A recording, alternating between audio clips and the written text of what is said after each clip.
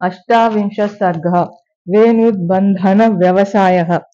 सा राक्षसेन्द्रस्य वचो निशम्य तद्रावणस्य प्रियमप्रियार्ता सीता वितत्रास यथा वनान्ते सिंहाभिपन्ना गजराजकन्या। सा राक्षसी मध्यगता च भीरुः वाग्भिर्भृशं रावणतर्जिता च।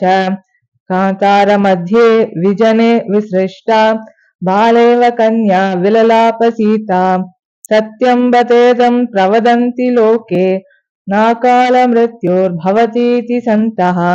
यत्राहमेवं परिभत्स्यमाना जीवामि किञ्चित् क्षणमप्यपुण्याम्। सुखाद्विहीनं बहुदुःखपूर्णम् इदं तु नूनं हृदयं स्थिरं मे। विशीर्यते यन्न सहस्रधाद्य वज्राहतं शृङ्ग इवाचलस्य। नैवास्ति दोषो मम नूनमत्र वद्याहमस्या प्रियदर्शनस्य। भावं न चास्याहमनुप्रदातुमलं द्विजो मन्त्रमिवाद्विजाय। नूनं ममाङ्गान्यचिरादनार्यः शस्त्रेषितैश्चेत्यति राक्षसेन्द्रः। तस्मिन्ननागच्छति लोकनाथे गर्भस्थजन्तोरिव शल्यकृन्तः। दुःखं बतेदं मम दुःखिताया मासौ चिरायाधिगमिष्यतो द्वौ। बद्धस्य वध्यस्य तथा निशान्ते राजोपरोधादिव तस्करस्य। हा राम हा लक्ष्मण हा सुमित्रे हा राममातः सह मे जनन्या। एषा विपद्याम्यहमल्पभाग्या महार्णवेनौरिव मूढवाता। सरस्विनौ धारयता मृगस्य सत्त्वेन रूपं मनुजेन्द्रपुत्रौ। नूनं विशस्तौ मम कारणात्तौ सिंहर्षभौ द्वाविव वैद्युत्येन। नूनं स कालो मृगरूपधारी मामल्पभाग्यां लुलुबे तदानीम्। यत्र आर्यपुत्रं विससर्ज मूढा रामानुजं लक्ष्मणपूर्वजं च। हा राम सत्यव्रत दीर्घबाहो हा पूर्णचन्द्र प्रतिमानवक्त्र।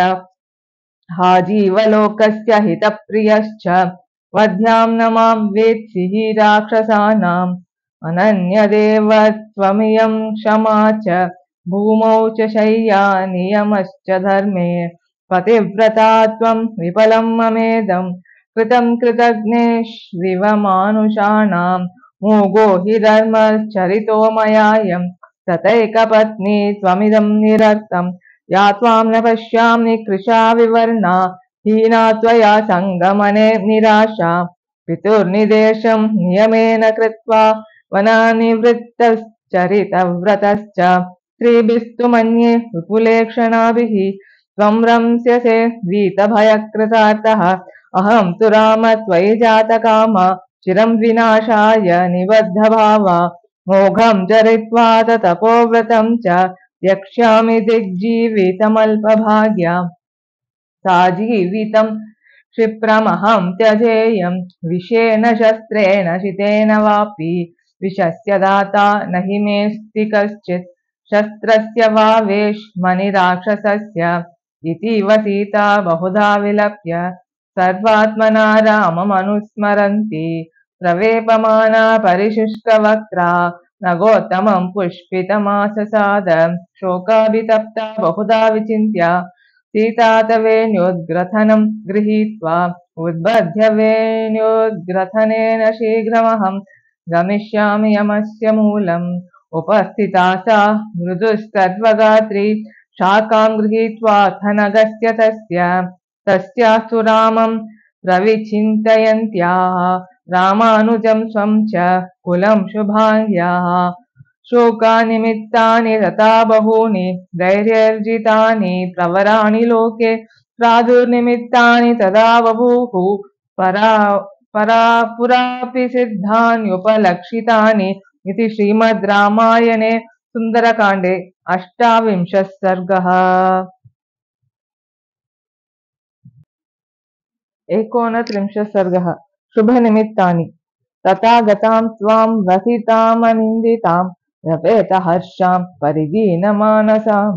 शुभां निमित्तानि शुभानि भेजिरे नरं श्रियाजुष्टमिवोपजीविनः तस्याशुभं वाममरालपक्ष्म राजीवृतं कृष्णविशालशुक्लं प्रास्पन्दतैकं नयनं सुकेश्या मीनाहतं पद्ममिवाभिताम्रम् भुजश्च चार्वञ्चितपीनवृत्तः पराद्यकालागरुचन्दनार्हः अनुत्तमेनादुषितः प्रियेण चिरेण वामः समवेपताशु गजेन्द्रहस्त प्रतिमश्च पीनः हयोर्द्वयोः संहतयोः सुजातः प्रस्पन्दमान पुनरूरस्य रामं पुरस्ताचितमाचचक्षे शुभं पुनर्हेम समानवर्णम् ईषद्रजोद्वस्तम् इवामलाक्ष्याः